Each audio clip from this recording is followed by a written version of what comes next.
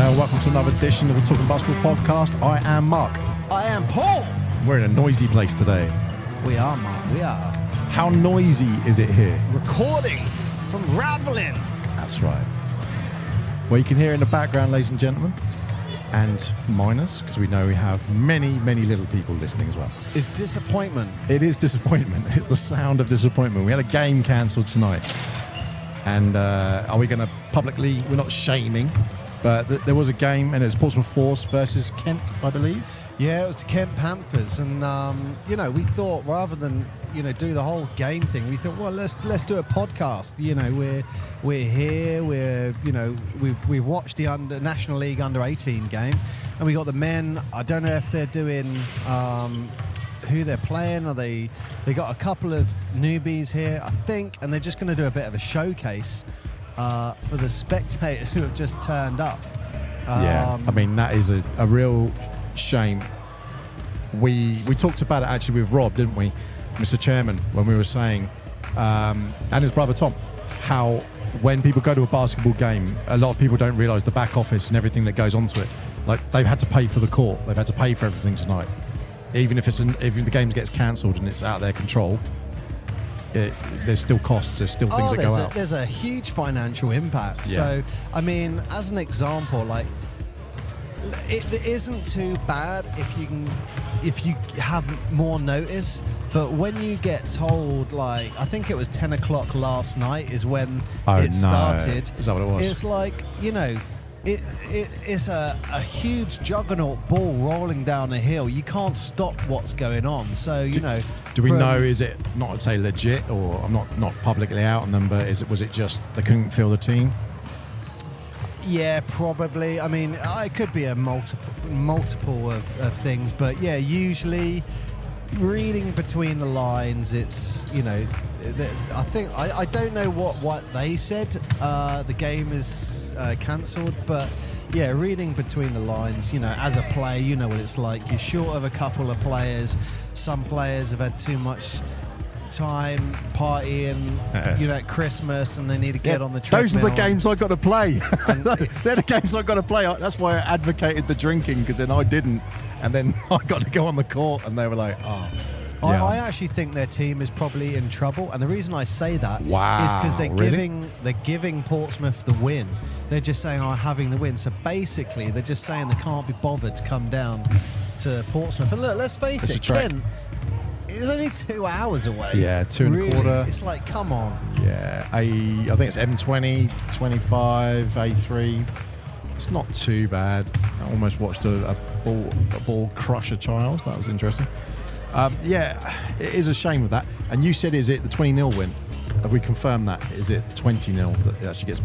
Again, look, there's enough people. We'll get on. We've got a spare mic, so we'll get people on as and when. Because my question would be, last year, coach question, I think. Last year, there was a whole thing with Portsmouth, and the points difference actually made a difference, didn't it? Yeah, now imagine you get a 20-0 and this you is miss what out I'm by saying. 1 point. This is what I'm knows? saying. That what happens in that case? Because surely then you go, well, they didn't turn up. But let's be fair. How many times are they going to beat a team by 20?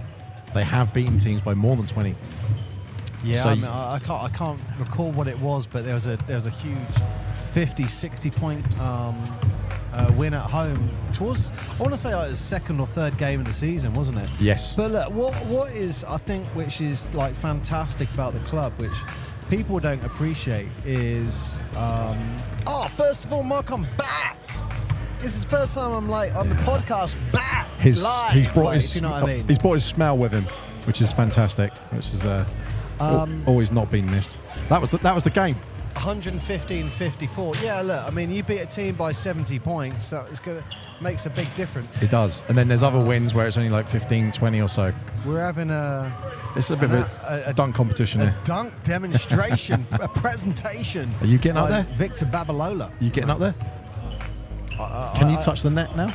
I think two moments in my life I touched a ring.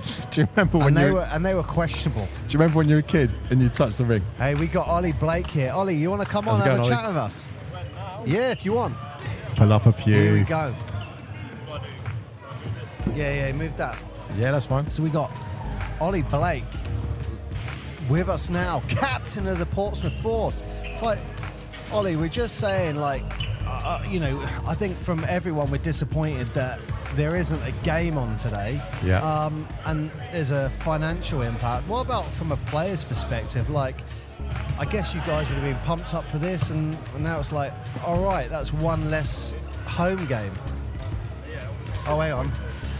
You're now on. Yeah, no, of course it's disappointing, but the annoying thing is the short notice. Obviously, to find out, well, we found out this morning, and it kind of throws off. You prepare for it, and we trained Thursday and Friday night ready for today, and it just we had a good bit of momentum, and it's frustrating, but it's not the end of the world. Like, we have injured guys who can now rest more.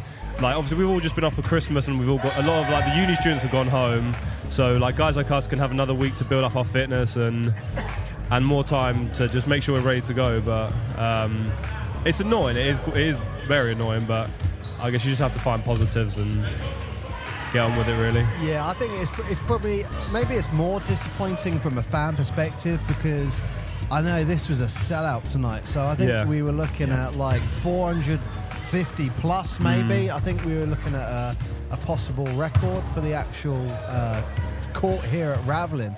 So definitely I've been talking to a lot of some of the Force fans, and they're just like, oh man, I was so looking forward to that game, because the last one we had was beginning of December, so it's been a month. We had one game in December, and then so we basically had one home game in the last month and a half now. That is the annoying part, I think, because our home games, it's not like we don't just play in some random gym with 20 people, and we have, like, it builds the club up every time. So like, I coach at a school nearby, and there's a kid there called Lucas, and he comes to every home game. I see him every Friday. I look forward to seeing him on the Saturday. So them kind of things where you look forward to seeing certain people and building, like, a connection with the fans and stuff, and all the people that come support us, which obviously we appreciate so much. And, like, I think it's got to the point now where we're almost more excited to play in front of our crowd than it is to actually play basketball.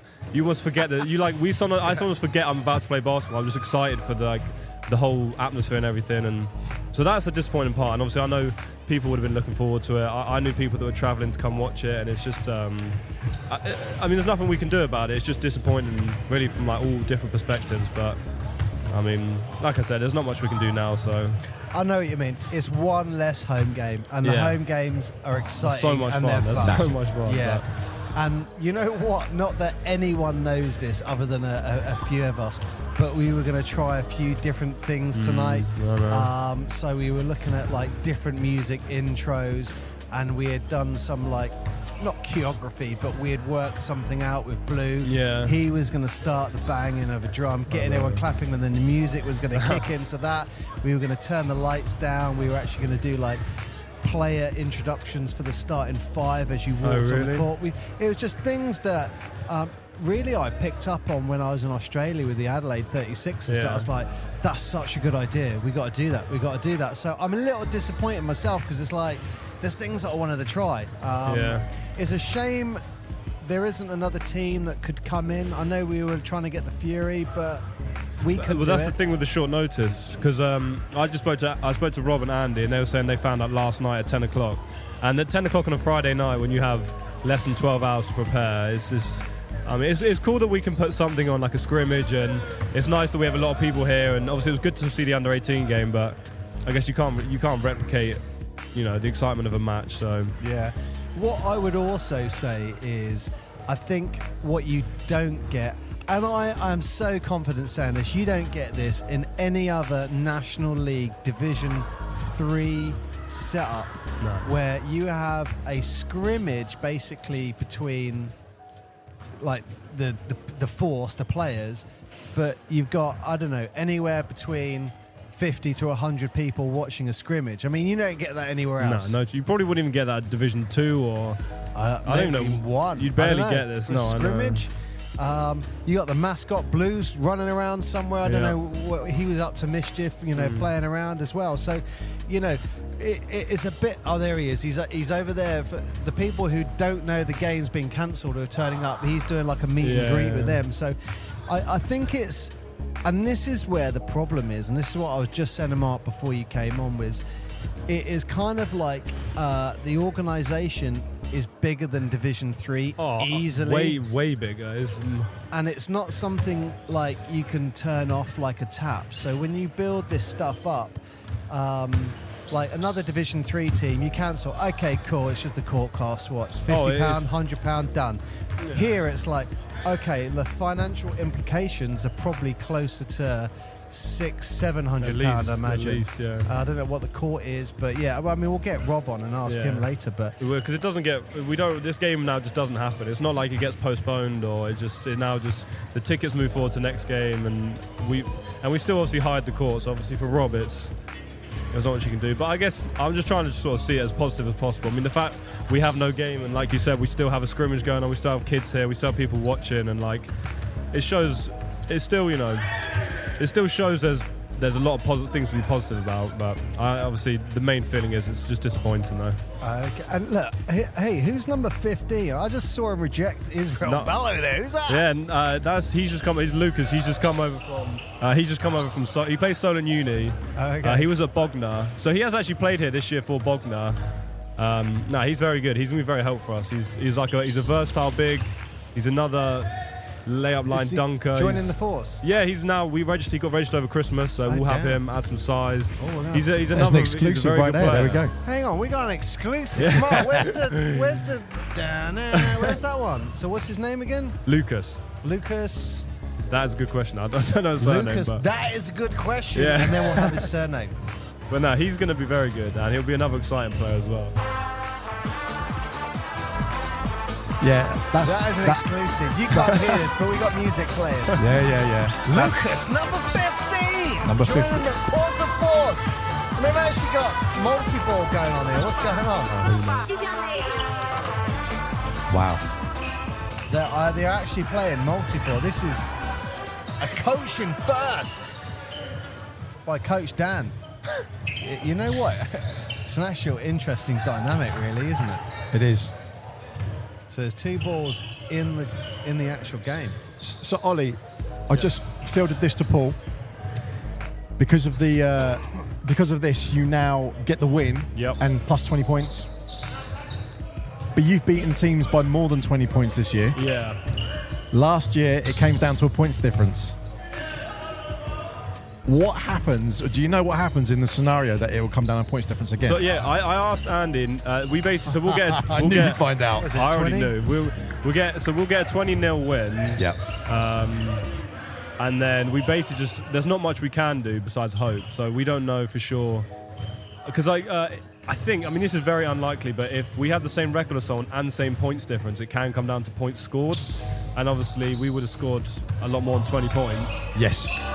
But I think the chance of it coming down to exact same record and exact same points difference is quite low. But obviously, if it does, then we're just. Was it happened last year? Was it Kent? It was Kent.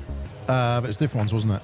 It was so annoying. It was the Kent Crusaders. It was the Crusaders, wasn't it, last year? Took the last playoff spot, which the Ports were gunning for, and they got it by 11-point, baskets. Yeah, which if we missed out on points scored, that would be that's so annoying. Yeah, but I mean, it comes down. I think Crawley look really good.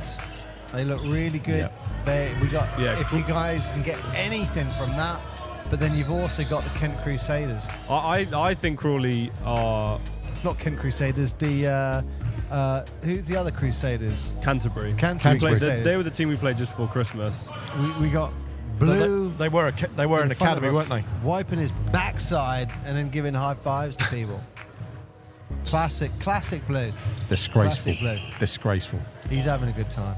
Yeah, was Canterbury the ones who play under the academy, Canterbury, aren't they? Canterbury have a very good academy setup, and then so their under-18s and a couple of their under-19s play on a men's team. So they have like a young guy called Timothy Obo. Anyone who's quite big into English basketball will probably know of him. He plays England and GB, and he was 6'10". He was a good player.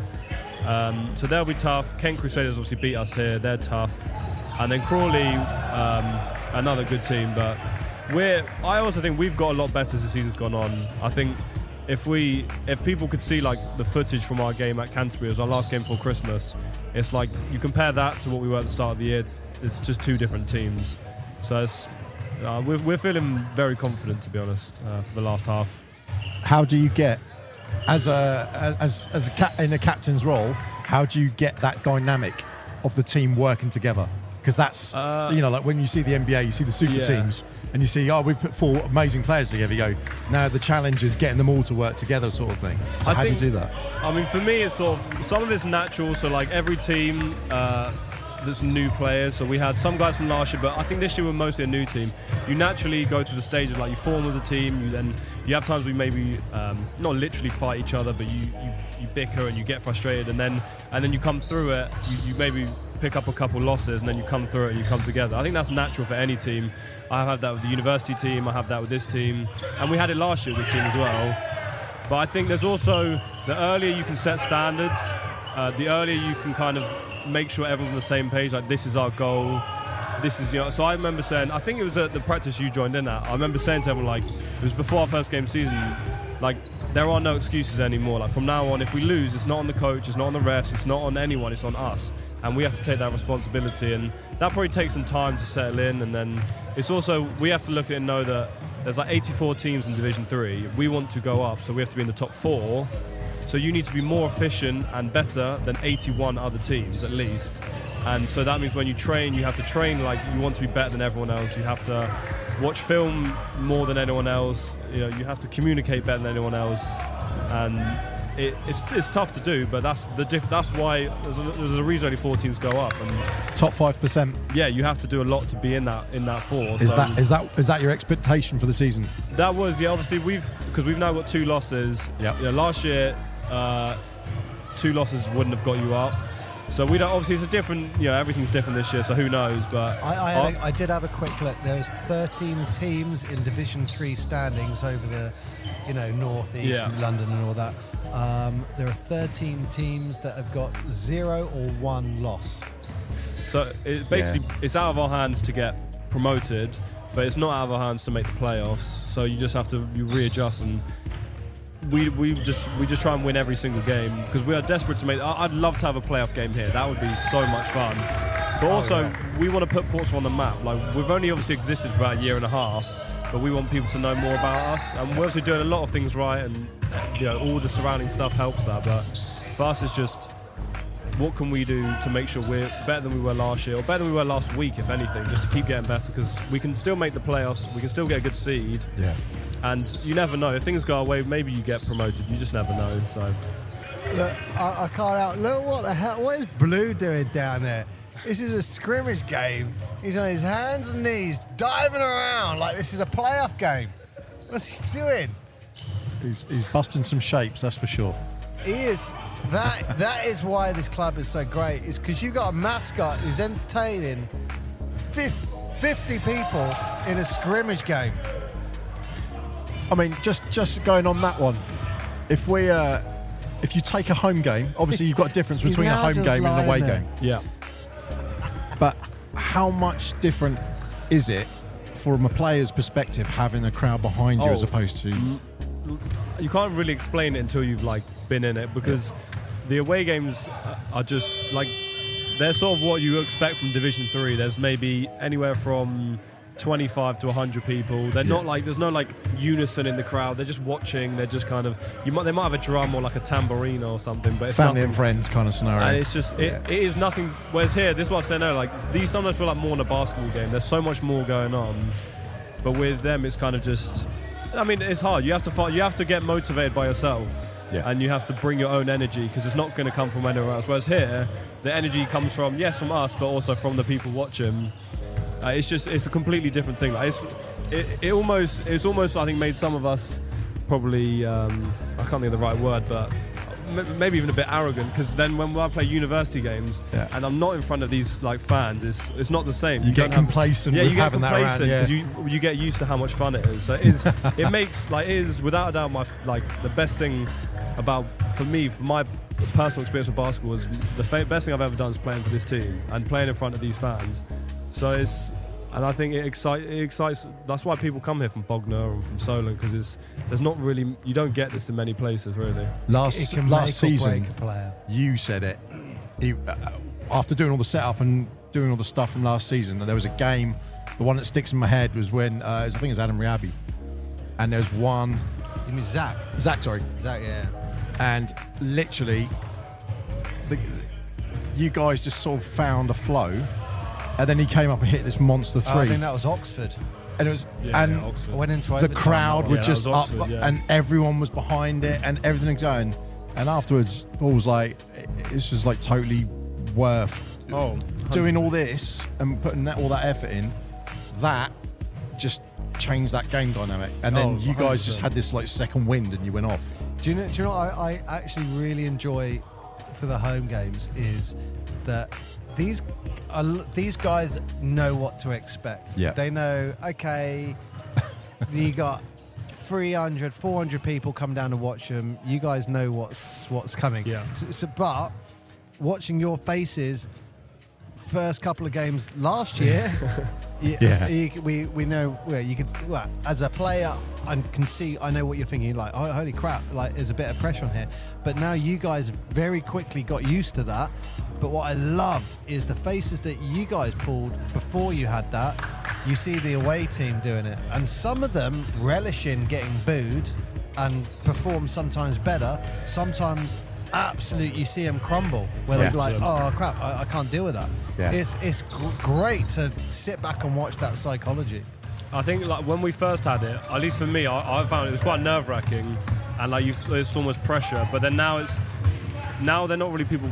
We feel like they're not people just watching us; they're like supporting us. So that kind of gives you a nice boost, really. But it is, yeah. Now that we all know that they're here to support us, and also I've got more used to it. So like, I sometimes know like what kind of music is you're going to play. I'm used to the songs you play. I'm used to like the little sort of, I don't know, just the little things that go on when I'm dribbling up and down the court, and we just get used to it. But yeah, it is honestly, like us players can't thank you guys enough for doing this, because it makes the whole experience of us playing way better. It was your face that made me turn around and went to my brother was sat next to me, Mark was next to him, and I turned around to these guys and went, we're doing the right thing here. Because the first time we did it, Portsmouth won the tip, and you brought the ball up, and we started with the first in-game sound of dun dun dun or whatever it was, and your face coming towards us like at one end of the court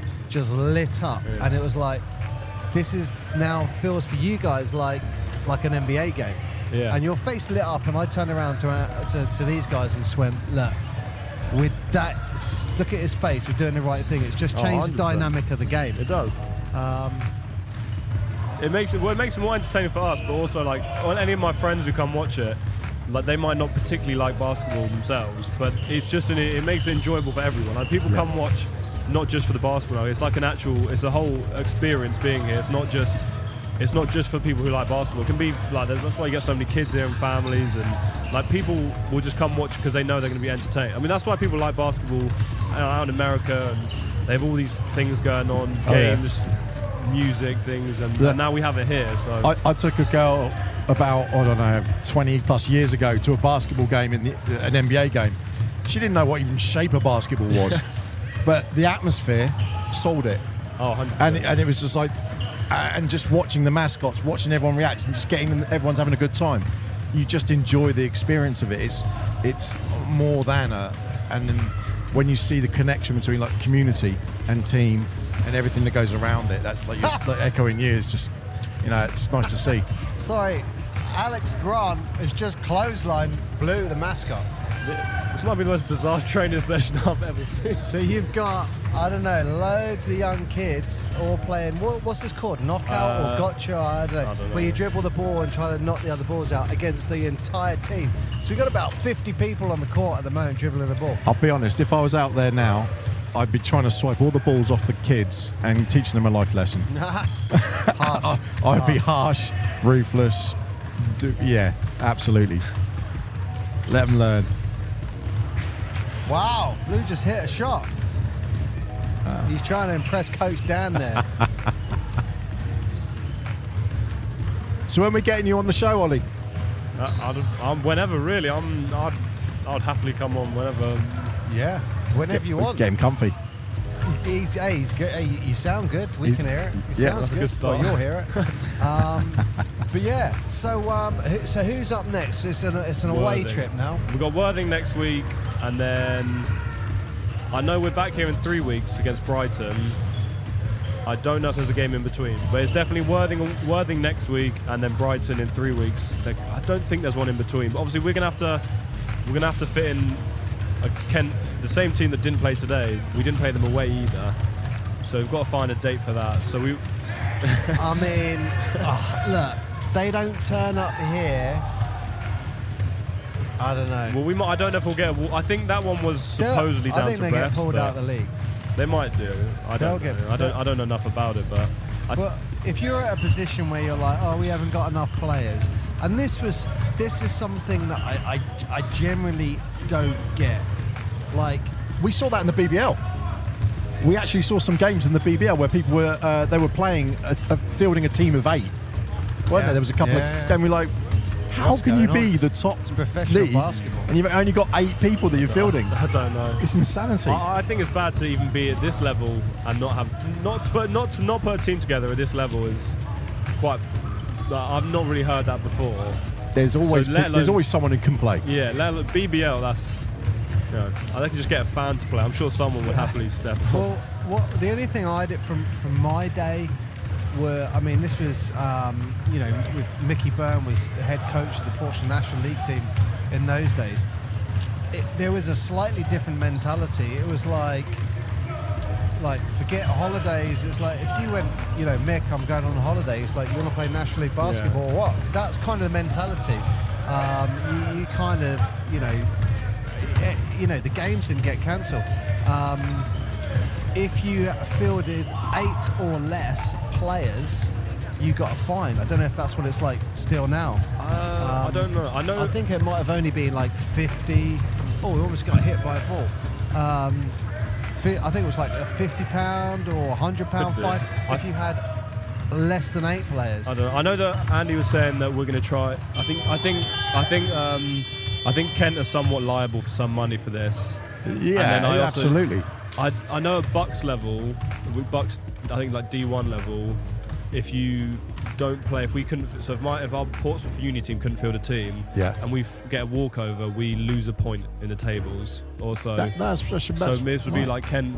If the equivalent of this would be Kent losing 3, so you get 3 for a win in this league. So they might get a points deduction. I'm going to put. That'd be interesting. I don't know that. I don't actually know the rules for men's. I reckon they'll pull out the league.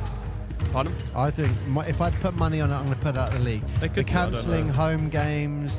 They're not turning up to away games. But I think it's disappointing for the league, and I think it's disappointing for Basketball England, because look, this is National League basketball. Like this is where we're talking semi-professional basketball now, and teams don't turn up. Yeah, look, we did that. Refs don't turn up. We did it in local league. What are we talking about? Local league, I'd think, oh, okay. Yeah, but even local league pulls out. What National League? What are you talking about? That's why the mentality with Mick was like, you're doing it or you're not. Like, look, it's bizarre when the team doesn't turn up. I think it was 4 years. It was just before we went away to the States, and Fury were running like a few people short because there was injuries.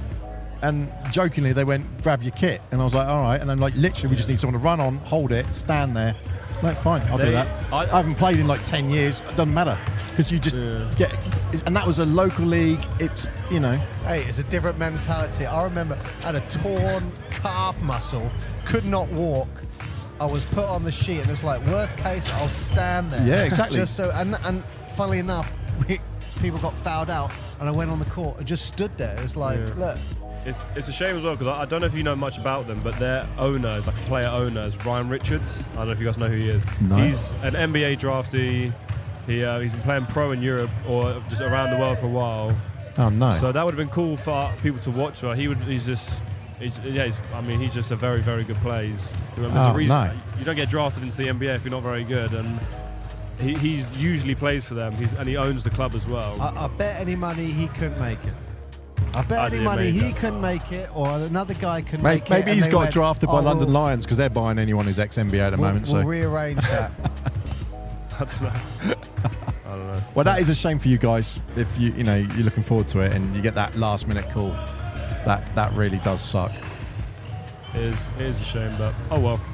Well, what I want to do is I can see Chairman Rob Milner. I'm going to try and get him on. I can go and collect him. We want to talk to him about the financial implications of this because. Yeah.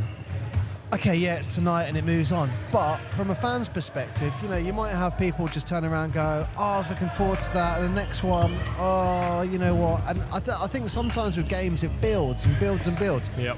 And I think there's a bigger financial impact than just this night. Well, he would explain it much better than me. I spoke to him briefly and he was saying that he said it would probably cost the club around a grand. Because it's the court hire, it's the tickets. So the tickets are sold for this game, move on to next game. So next game you don't sell any tickets, and the fact that all of that is when none of it's our fault is just, it's just. And you're right, it does build momentum. People come to one game and go, oh, that was so fun. I'll come the next one, and then, or people might be put off, and even though not a single thing about this is our fault, which is the frustrating part. But I mean. He will know that a lot better than I do. So. It'd be good to add another fixture at the end of the season, and I did have an idea. The Portsmouth Force take on the old National League Portsmouth Smugglers. Wow. Some of them are still around. Like, really? You got Ryan Payne, we had him on the show. Yeah. Clayton Milner, he's in Southampton. The Teasdale brothers, I don't know if they're injured, but I don't know. There's the Teasdale brothers there. You got Steve Davison. I'm just thinking how many ice packs. He's lights out as well. So how many ice packs we're going to need on the sideboard, well. just on there. They're going to need like a bin full of ice packs. Look, every substitution, everyone's going to be sat there like, come on. And Andy Young and Harry Vesey were like two quality, rock solid Alex Grants. Oh yeah, no, for sure. I don't know if they're all still playing, but I think it's a great idea. I would be down for it. I think all of us would be, so why not? We did this one with Solent, so it'd be a similar kind of thing. But I'd different pace. Yeah, maybe if we're playing against More Portsmouth, maybe. I'd have to press the button, the noises when they score as well. And I could introduce myself. Your announcer, number 10.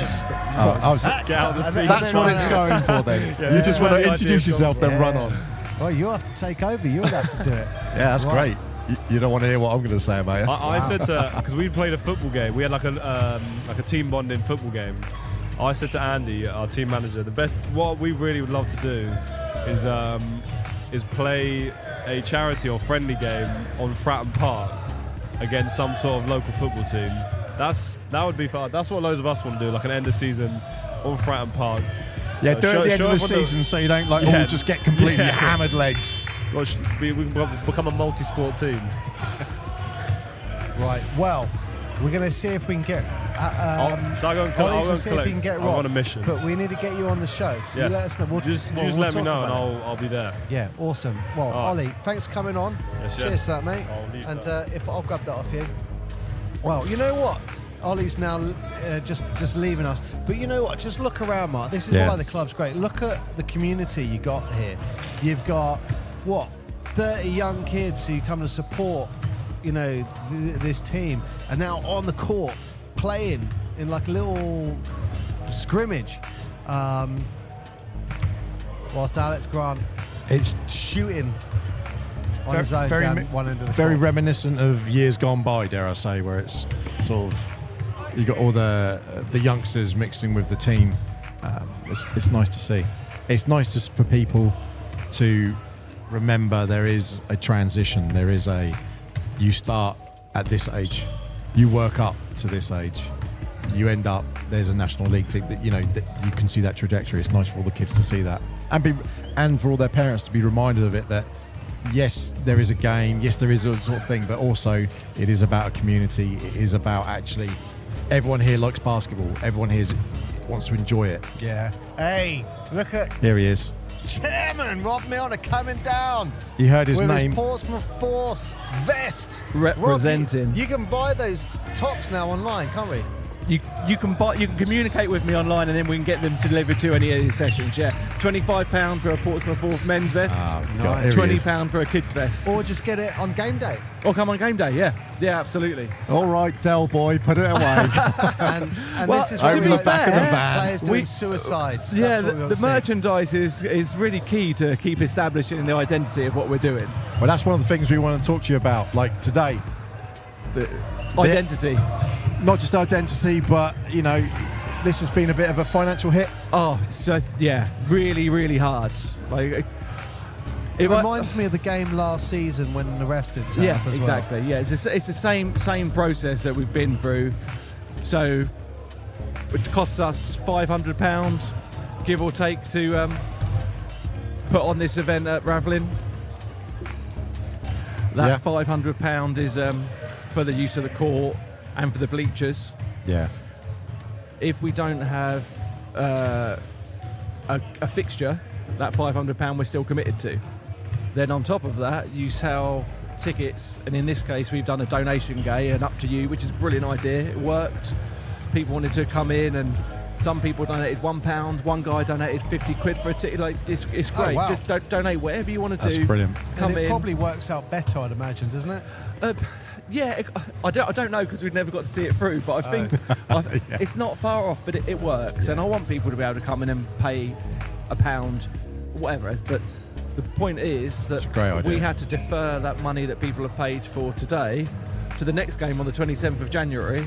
So now we've not only lost the income, we've had an expense of the court hire. So you're talking about a swing of about £1,000. It's about £1,000. And obviously the games, when you play home games, part of that not only props up the home game, but your travelling games as well. 100%. Yeah, So exactly. you've got a game in between. These guys who are our Portsmouth Force senior side, as professional as they look and play, they're not professional players.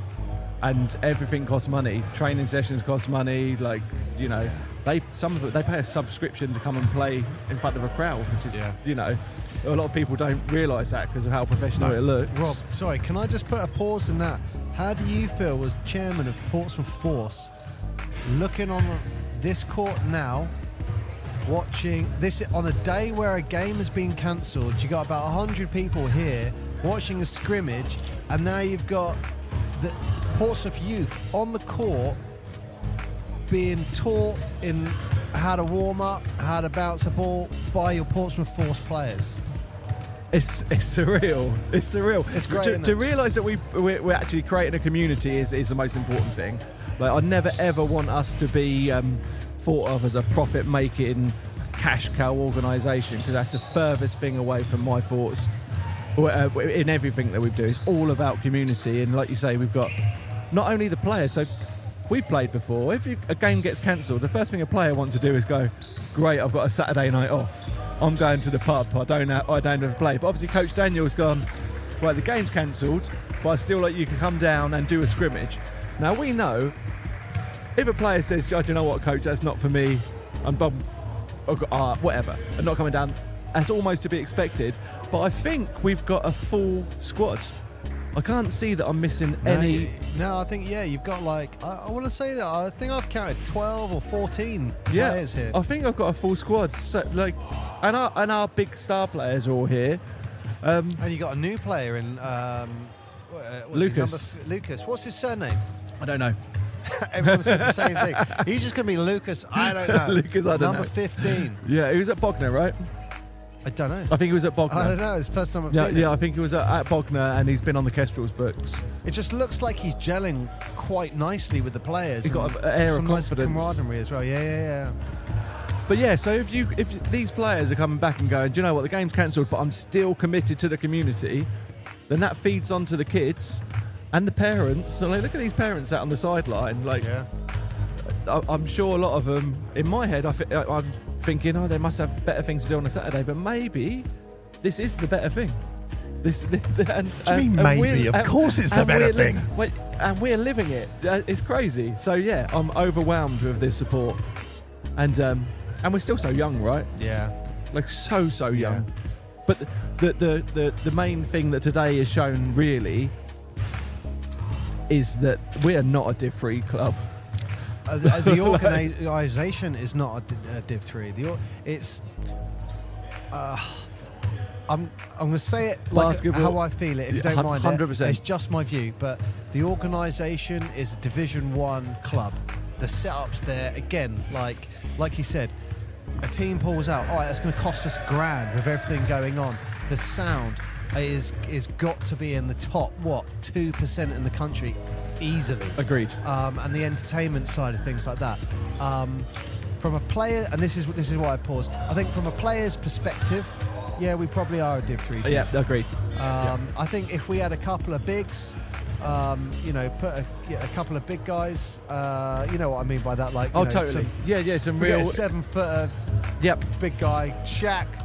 I think we'd be off to Div 2. Yeah, absolutely. No, I'd agree with that, and I think it's a bit of a chicken and egg situation. You have to start in Division 3, and hopefully, when these guys are choosing fringe Div 2 players, or maybe fringe Div 1, Div 2 players, maybe they look and go, do you know what? Because some Div 2 games are still just played in a sports hall. They're not a showcase. That's why it's always really funny watching, like when I sit here sometimes, you sit here and you watch the away team walk in and you just see their face of like, oh, there's bleachers, hang on, there's 150 people here an hour before a game. Oh, okay, and it starts filling, and again, it's a bit of a make or break. You see their faces and it's like, oh crap. It's not for everyone, is it? You see some of them crap it. It's not for everyone. But yeah, no, exactly. So some of those players may look and go, I could play Div 2 or potentially Div 1 in a sports hall, or come and play Div 3 in front of 300-400 people. And in our 300-400 people, we've got the full spectrum of fan now. Like, originally, it was a lot of parents, relatives, people associated with the club. But I've now got people I know attending who have no affiliation with any other aspect of the club. They're just turning up for their Saturday night basketball fix.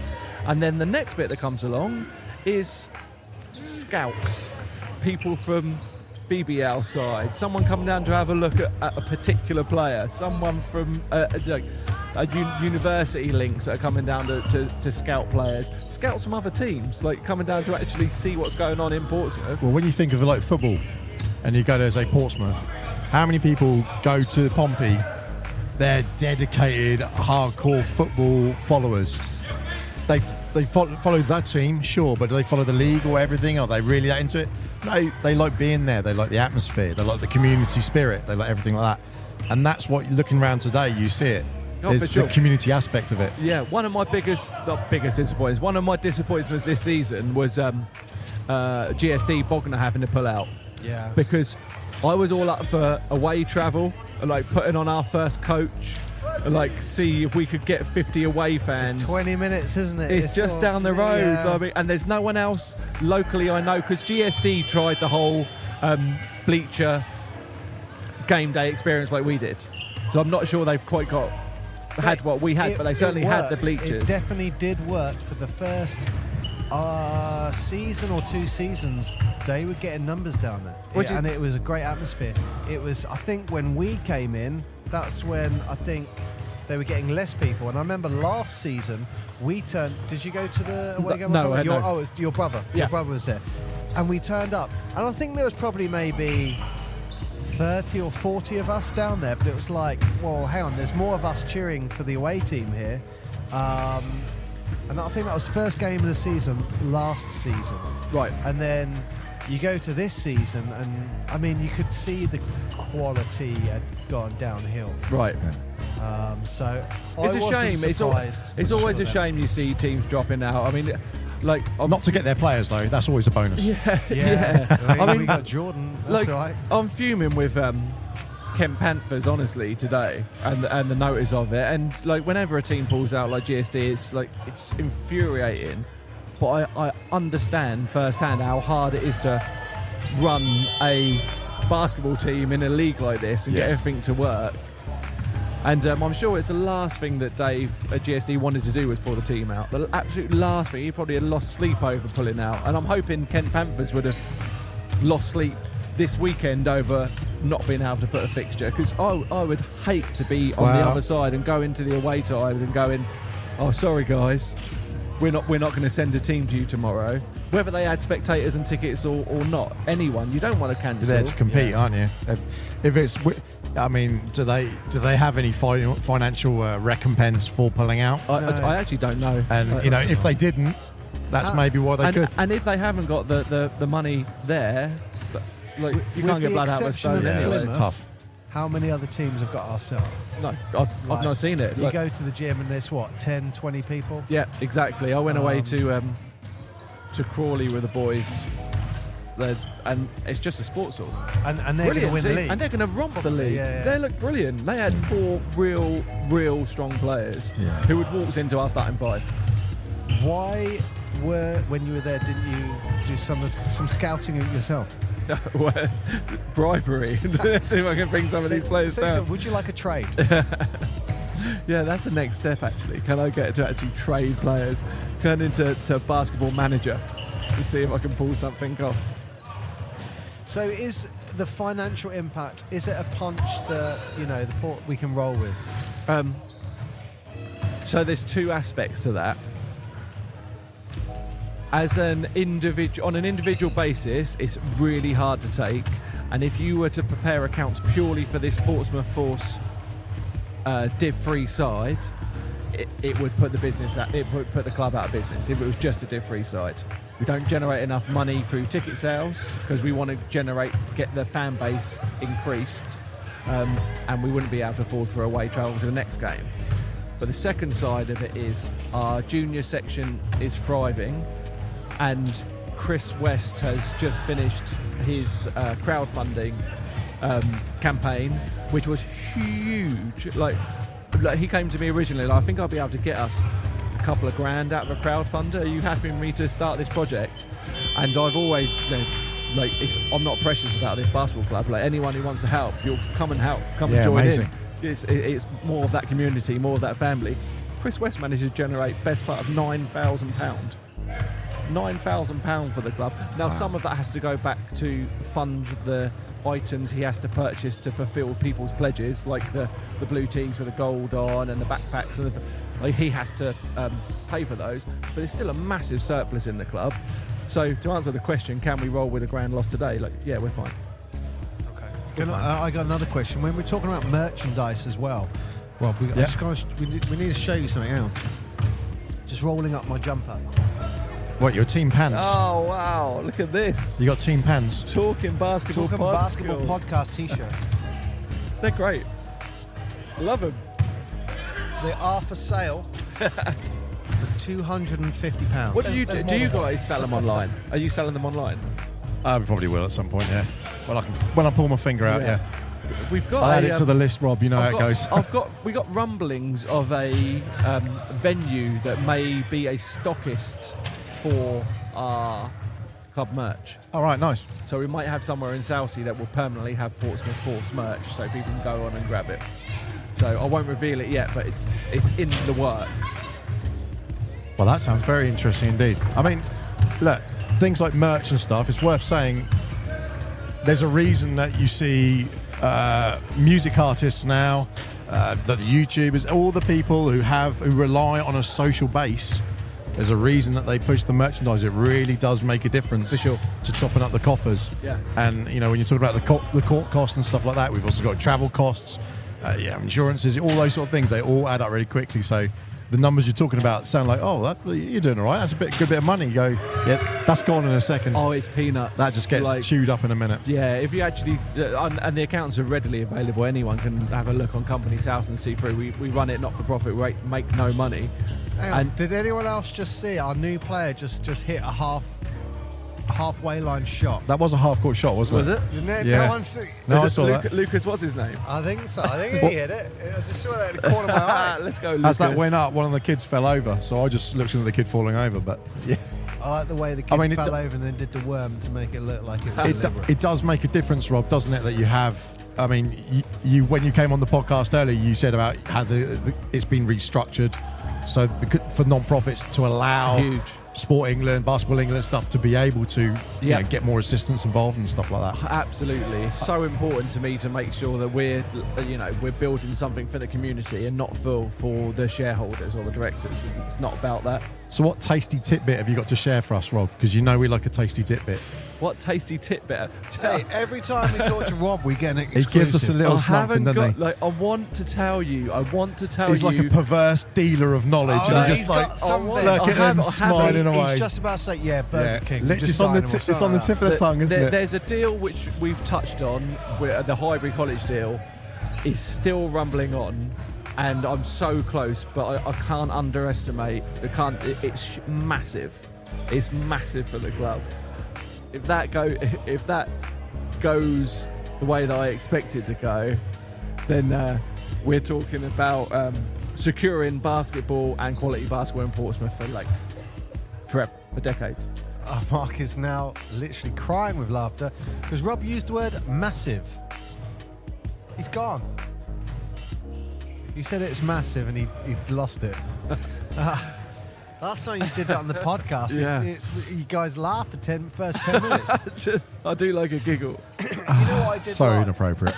I like the way that whilst all this is going on, you've got our mascot Blue was just mucking around. Yeah. I saw him run in that cupboard. I've not seen him come out. He's been out. He's been on his knees most Is this of the where day. they do like the David Brent move and they walk down and going, "You're on the team. You're on the team. You're on the team. You're on the team."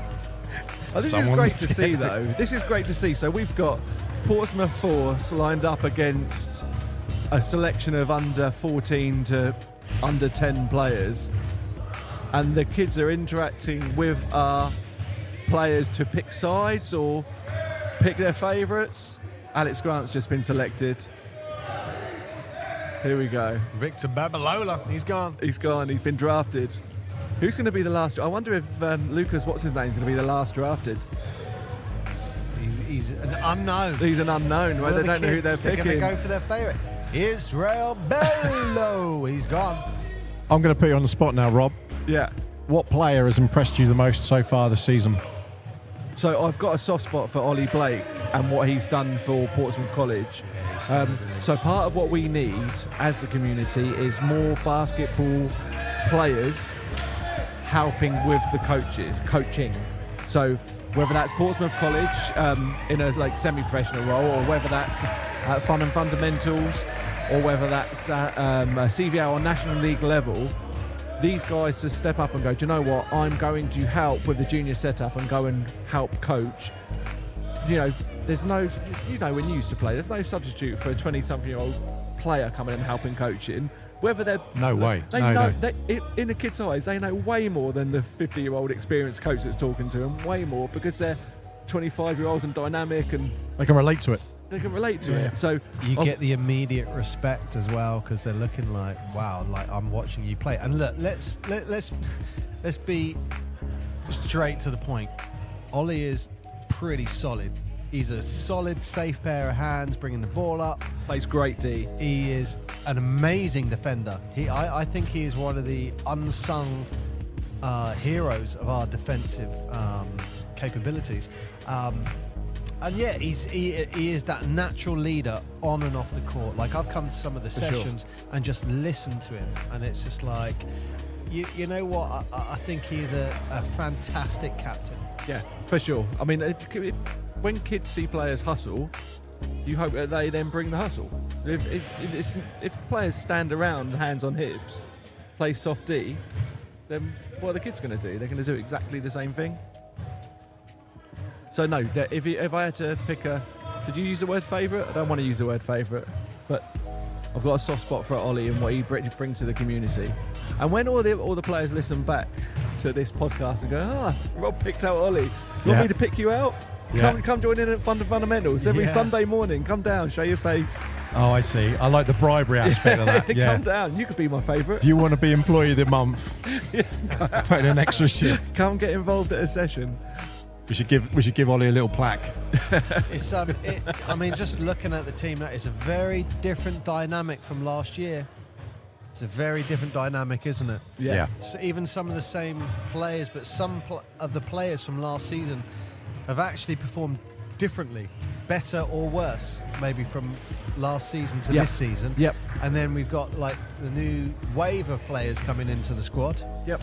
And it is what it is. Well, I think you got to mention, I mean, obviously Alex having an injury is one big hit.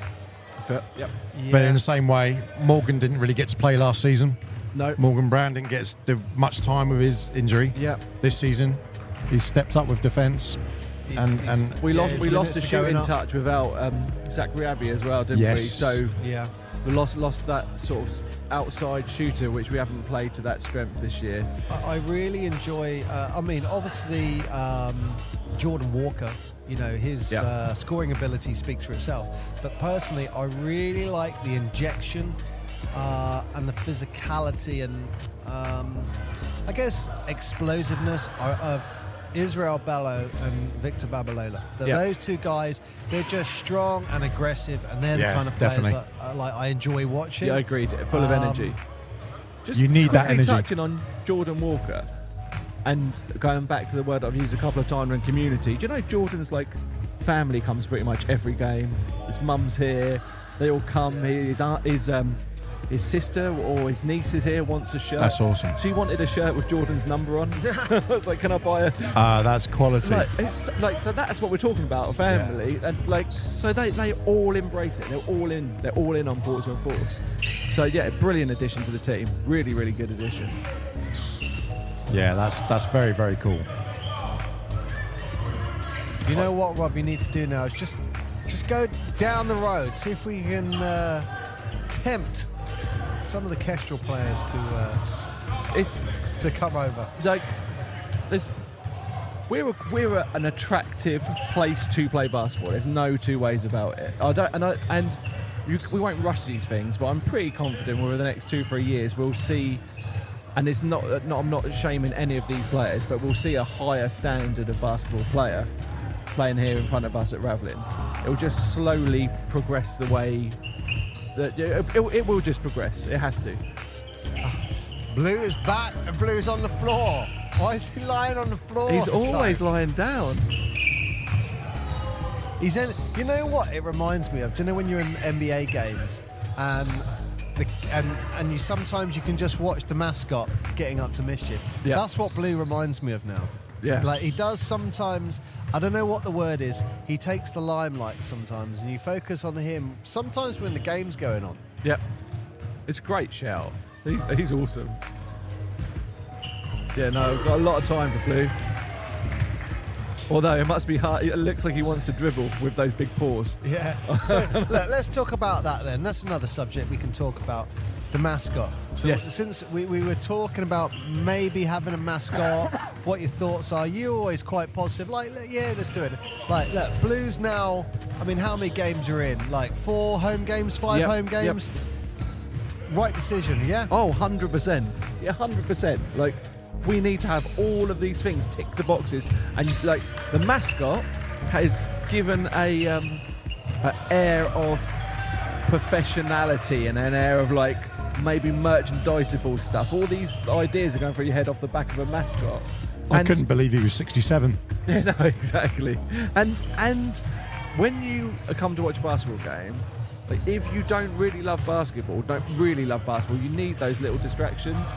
And that's sometimes you guys in the corner with your music and your jingles. and blue is that, right? So in fact, I reckon if you look around, you'll probably be able to see a few of the kids or people, and they'll be watching Blue fall around like he is at the moment, and not what the players are doing on the court. A bit like the Arizona Cardinals jumping over the Eagles, isn't it? Oh, don't. I want to talk about that. Oh, I'm heartbroken. Shall I say Seahawks instead? Or do you know the last time Philly looked good was when they played the Buffalo Bills. I was at that game, It was amazing. It was torrential rain in Philadelphia, and I managed to secure one of the only seats undercover. I sat there, watched the game. It's the best game.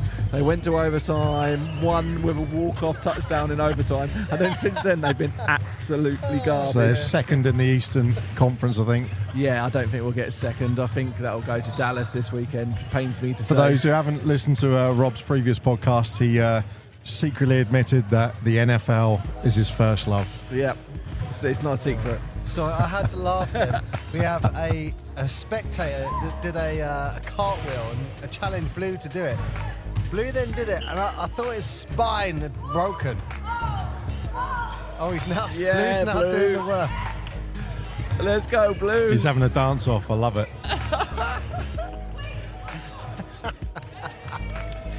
Oh dear. Oh, I should be filming that, but yeah, missed out on that one. Anyway, right. So, Have you seen what's happened now? Like Daniel's coach Fatima Day has obviously called a break in the session, and it's disintegrated into Force players joining up with kids, and they're playing on all 4 baskets.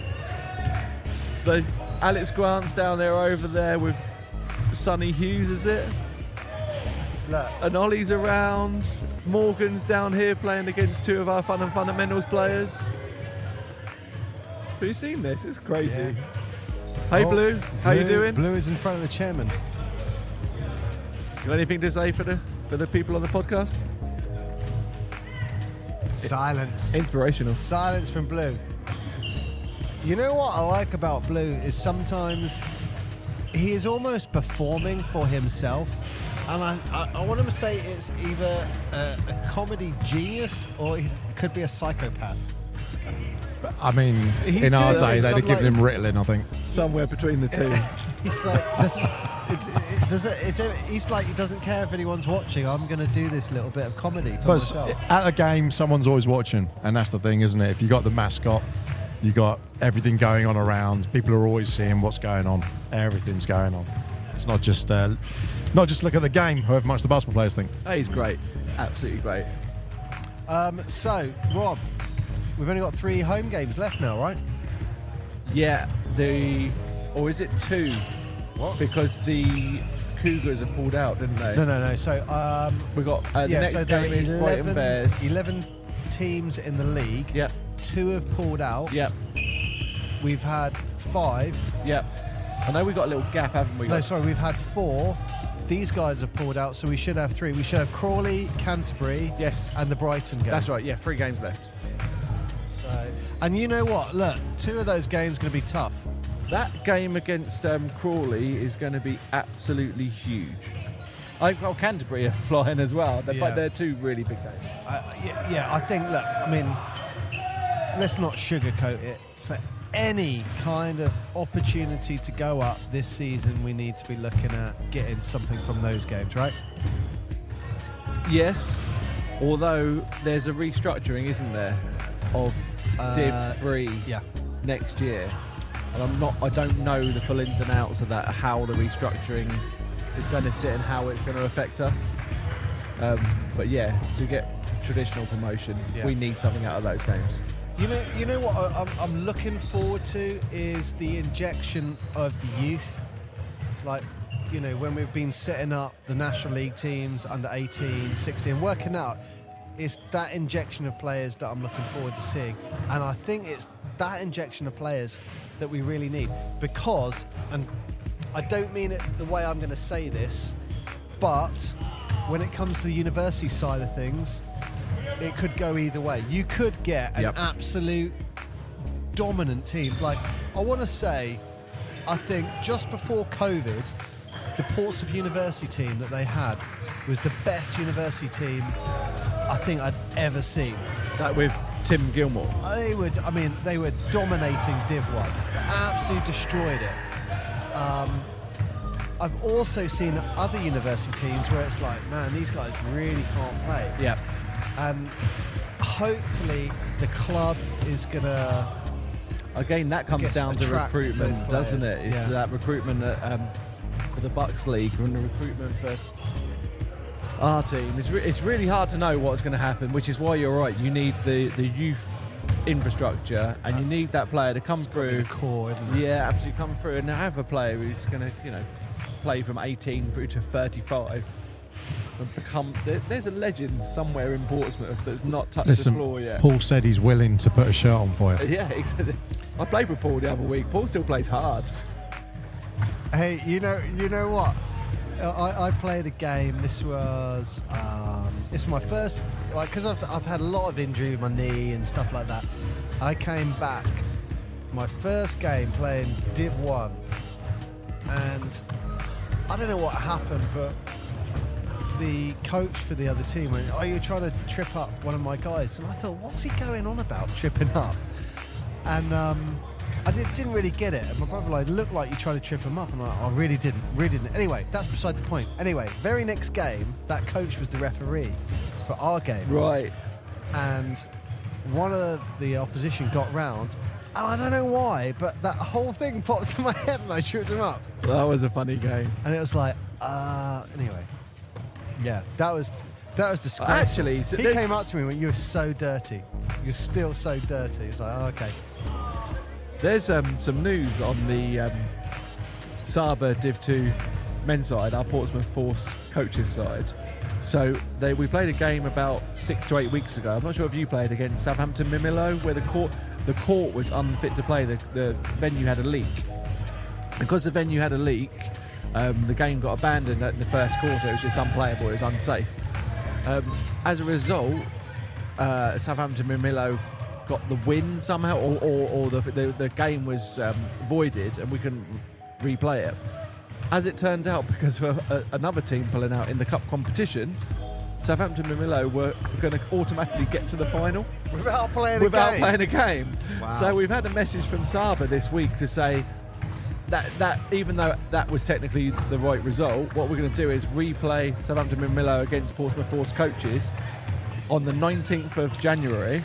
And it's in the league anyway, because it's a scheduled league game, and we're going to double it up as a cup game.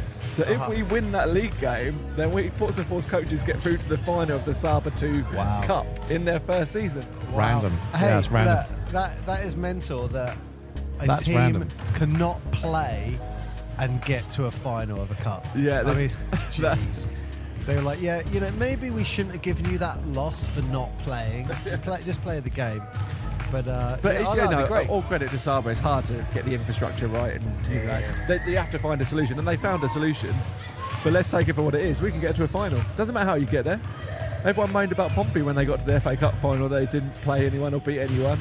Doesn't matter. I would love to see the crowd John here. Walker just hit from the halfway line. I'd love to see the crowd here when there was a playoffs or a final scenario.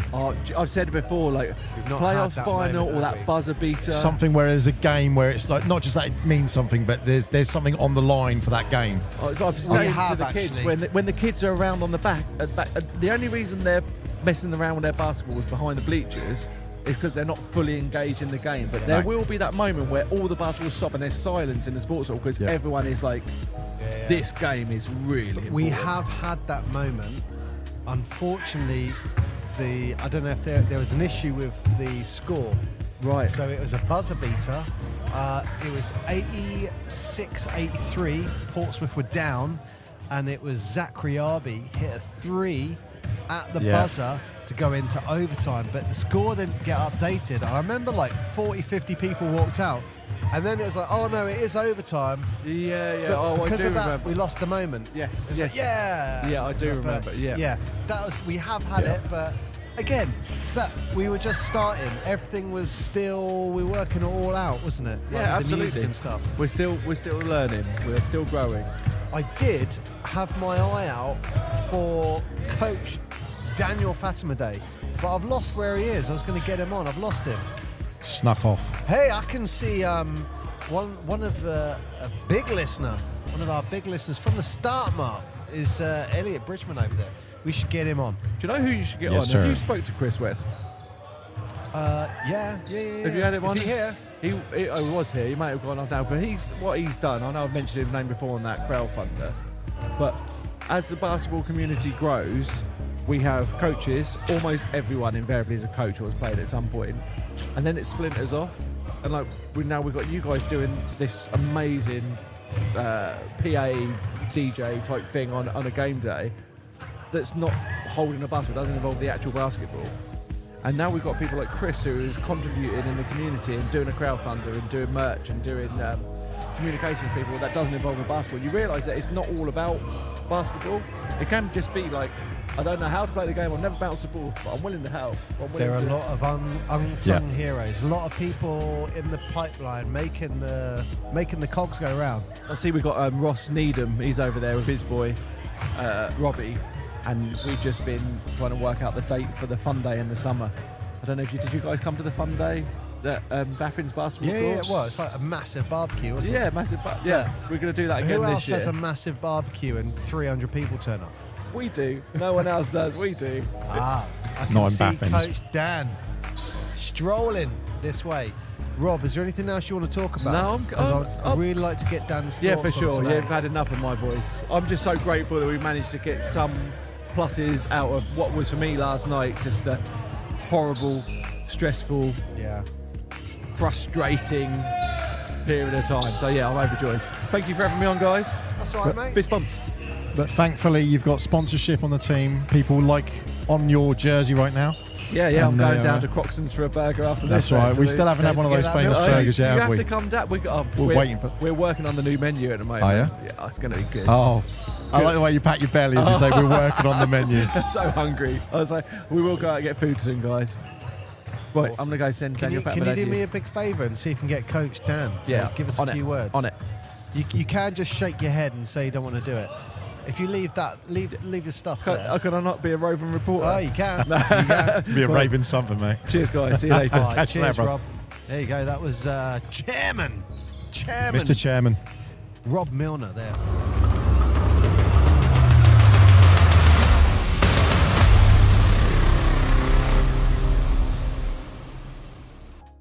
Thank you very much for listening to this episode. That is the end of this part.